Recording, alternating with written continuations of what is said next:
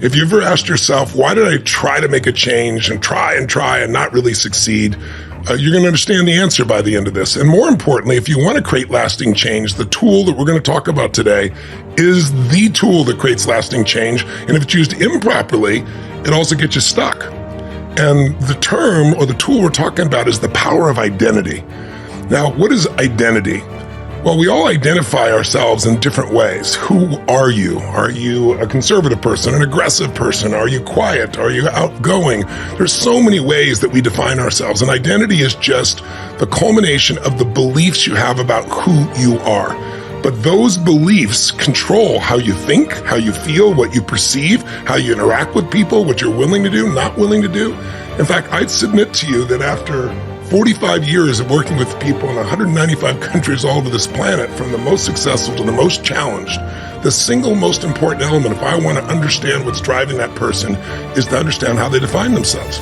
Because, hear me now, the most powerful force in the human personality is the need to stay consistent with how we define ourselves. And if you think of someone who's having, quote, an identity crisis, what is that?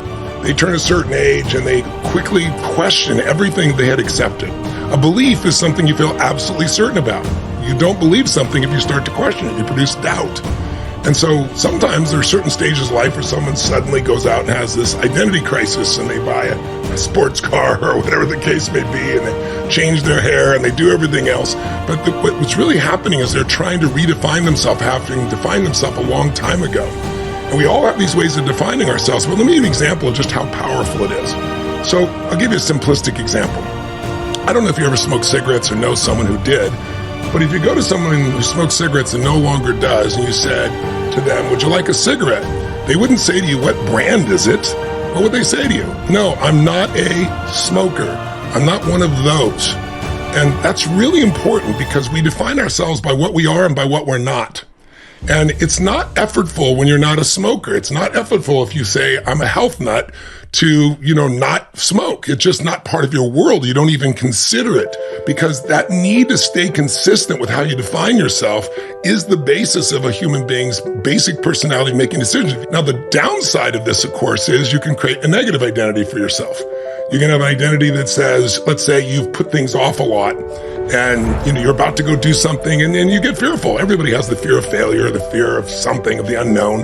And the last minute, you don't do it. And then you say, I'm really going to do this. And you do it again and again. After a while, you don't want to disappoint yourself. So you might develop a new identity and say, I'm a procrastinator. Well, once that's who you are, that behavior is going to be consistent. It is that powerful a control system on how we function as human beings. So anything you attach the words I am to over and over again, consistency with your language, with your emotion, and with an emotional intensity, you'll eventually become it, because it becomes a belief, and a belief is self-fulfilling. Whether you think you can, whether you think you can't, you're right.